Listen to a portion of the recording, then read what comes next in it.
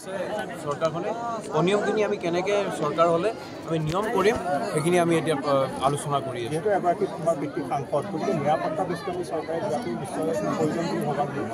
চাওক, মোৰ পিতৃও হয় আৰু লগত আমাৰ কংগ্ৰেছৰ নেতাও হয়। তেওঁ ভাৰতৰ ভিতৰত চবতকৈ অধিক ভোটত জিকা ব্যক্তি হয় আৰু উত্তৰ পূৰ্বাঞ্চলত আমি অসম বুলি নকওঁ, উত্তৰ পূৰ্বাঞ্চলৰ নকওঁ, আমাৰ গোটেই ভাৰতৰ ভিতৰত এটা চবতকৈ ডাঙৰ ওৱান অফ দ্য বিগেষ্ট কনষ্টিটুৱেঞ্চিৰ লোকসভাৰ তেওঁ সাংসদ হয়।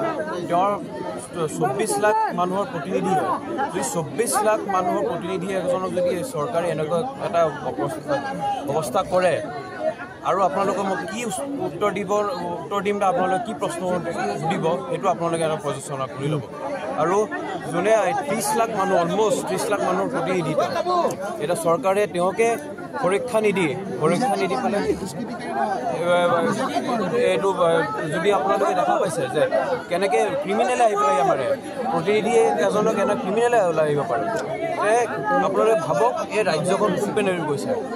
চিনি পাইতো ইয়াৰ আগতো ৰেকৰ্ড আছে সেই একেকেইটাই। যেতিয়া এবাৰ আজি হিমন্ত বিশ্ব শৰ্মাই ইমানকৈ উৎপাত বাঢ়িছে, তেওঁ কৰা কুকৰ্মৰ বিচাৰ নোহোৱাৰ কাৰণে হৈছে।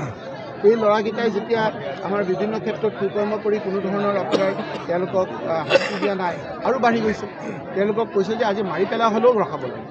তেওঁলোকৰ প্ৰতি যিটো ইনষ্ট্ৰাকশ্যন কৈছে মানুহ মাৰি পেলালেও চিন্তা কৰিব নালাগে, মই আছোঁ। আজি মইতো ইয়ালৈ আহিলোঁ মিটিঙত, মোৰ এটা সিদ্ধান্ত ল'ব লাগিব যে মই ভয়ত পেপোৱা হয় এজাহাৰৰ পিছে পিছে দৌৰি এজাহাৰ দিম নে মানুহৰ লগত মিটিং কৰিম। মই মানুহৰ লগত মিটিং কৰাটো মই শ্ৰেয় বুলি ভাবিছোঁ আৰু মানুহৰ মাজলৈ মই আছোঁ।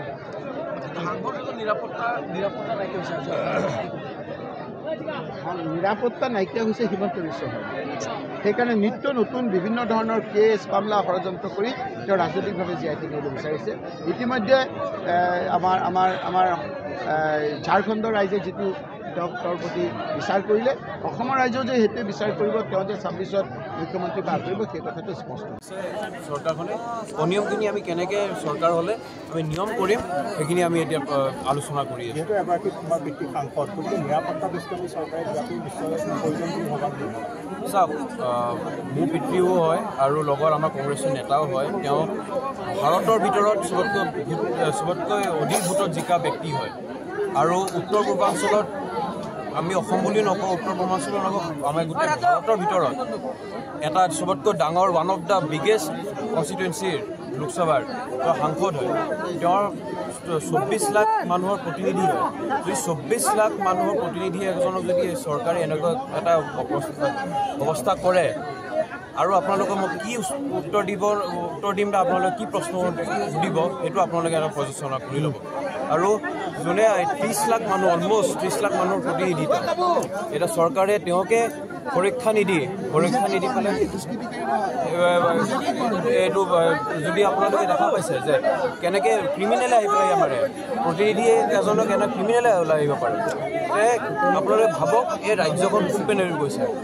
চিনি পাইতো ইয়াৰ আগতো ৰেকৰ্ড আছে সেই একেকেইটাই। যেতিয়া এবাৰ আজি হিমন্ত বিশ্ব শৰ্মাই ইমানকৈ উৎপাত বাঢ়িছে, তেওঁ কৰা কুকৰ্মৰ বিচাৰ নোহোৱাৰ কাৰণে হৈছে।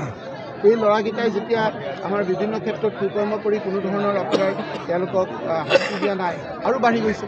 তেওঁলোকক কৈছে যে আজি মাৰি পেলা হ'লেও ৰখাব লাগে। তেওঁলোকৰ প্ৰতি যিটো ইনষ্ট্ৰাকশ্যন কৈছে মানুহ মাৰি পেলালেও চিন্তা কৰিব নালাগে, মই আছোঁ। আজি মইতো ইয়ালৈ আহিলোঁ মিটিঙত, মোৰ এটা সিদ্ধান্ত ল'ব লাগিব যে মই ভয়ত পেপোৱা হয় এজাহাৰৰ পিছে পিছে দৌৰি এজাহাৰ দিম নে মানুহৰ লগত মিটিং কৰিম। মই মানুহৰ লগত মিটিং কৰাটো মই শ্ৰেয় বুলি ভাবিছোঁ আৰু মানুহৰ মাজলৈ মই আছোঁ।